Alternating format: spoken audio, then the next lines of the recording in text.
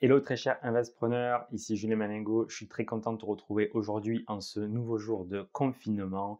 On va voir aujourd'hui pourquoi est-ce que tu dois investir en 2020 dans l'immobilier. Je vais te donner 4 raisons qui font vraiment un élément essentiel de l'investissement et de ta stratégie d'enrichissement aujourd'hui en 2020.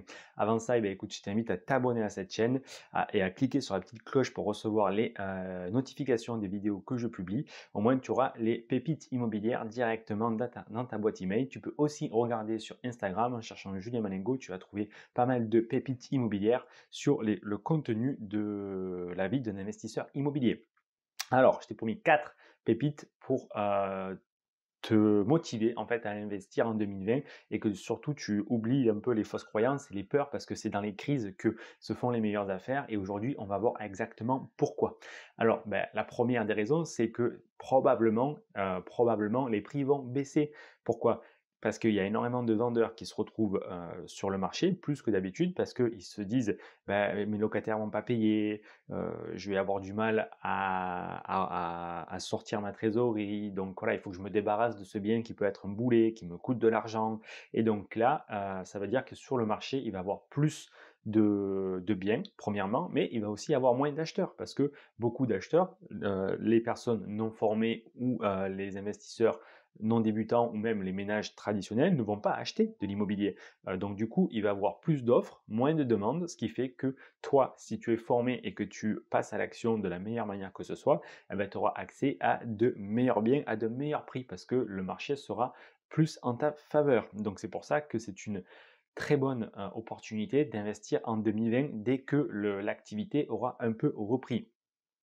Deuxième raison que tu dois garder en tête, c'est que de mon point de vue, l'argent, en fait, il n'est pas du tout sécurisé sur ton compte bancaire. Tu peux avoir des assurances vie, tu peux avoir des livrets A. Aujourd'hui, il n'y a rien qui te donne la garantie que si la banque fait faillite, tu retrouves cet argent-là. Et c'est connu dans plusieurs pays européens où il y a déjà eu des faillites de banques et les personnes n'ont pas retrouvé leur argent. Donc, si tu avais un peu d'économie, à mon sens, c'est bien d'en garder un minimum sur ton compte bancaire, peut-être voilà, 10, 20, 30 000 euros, c'est toi qui vois la marge de sécurité que tu en as besoin. Mais si tu en as plus, à mon avis, il vaut vraiment mieux l'investir. Et l'investir, on ne va pas l'investir en bourse, on ne va pas l'investir dans une assurance vie parce que c'est ce qui va être ponctionné le plus rapidement à partir du moment où l'État va devoir rembourser ses dettes. Ils vont prendre les obligations d'État qui servent à financer les fonds en euros des assurances vie. Donc ça, c'est quelque chose qu'on ne veut pas faire. Et qu'est-ce qui reste? À part sortir tout l'argent et le mettre sous le matelas à la maison, il reste l'immobilier. Et l'immobilier, on en revient au fait que si tu achètes bien au bon prix, tu peux être sûr qu'après la crise, tu revendras à ce prix, voire beaucoup plus cher. Donc c'est très important de faire une bonne négociation et de savoir à quel prix tu dois acheter, qu'est-ce qu'un bon prix dans la ville que tu as identifié. Donc pour ça, faire une très bonne étude de marché pour que tu sois sûr d'acheter au-dessous du prix du marché. Mais voilà, ça sera le moyen le plus sûr pour sécuriser ton argent en 2020 parce que si tu le laisses sur des comptes, on va dire informatiques ou numérisés, on s'aperçoit aujourd'hui que rien n'est sécurisé parce que voilà, c'est simplement des lignes de compte et on peut très facilement les faire disparaître en claquant des doigts. Donc ton bien immobilier, lui, on va pas le faire disparaître.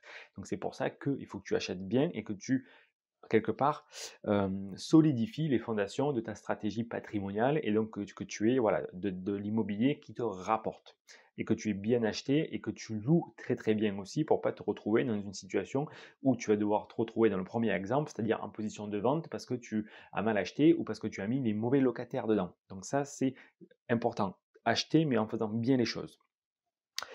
Troisième élément qui me fait dire que c'est vraiment le bon moment pour acheter, c'est que les États, nos gouvernements ont vraiment besoin de nous quelque part pour rembourser leurs dettes. Et ça passe par l'émission du crédit.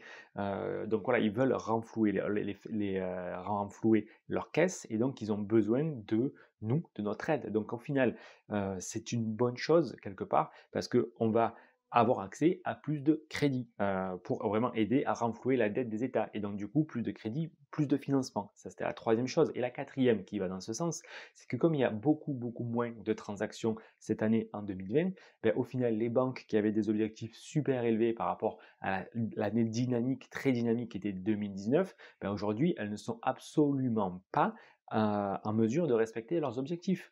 Et donc ça, c'est pas bien du tout. Donc qu'est-ce qui va se passer? Dès que le marché va se réactiver, ne serait-ce qu'un petit peu, ben, mine de rien, je pense que les conditions pour obtenir les prêts, au final, peuvent être beaucoup plus faciles, parce qu'on est, en termes de transactions, beaucoup plus en baisse ou vraiment en retard par rapport au niveau dans lequel on devrait être. Et donc si la banque, encore une fois, a besoin d'émettre des crédits, et d'attraper de nouveaux clients, ils vont être obligés de lâcher un petit peu sur leurs conditions d'obtention de prêts. Donc voilà, le taux d'endettement, tous ces trucs, le reste à vivre, ça va toujours être des règles applicables, mais au final, ça devrait jouer en notre faveur, nous, en tant qu'investisseurs.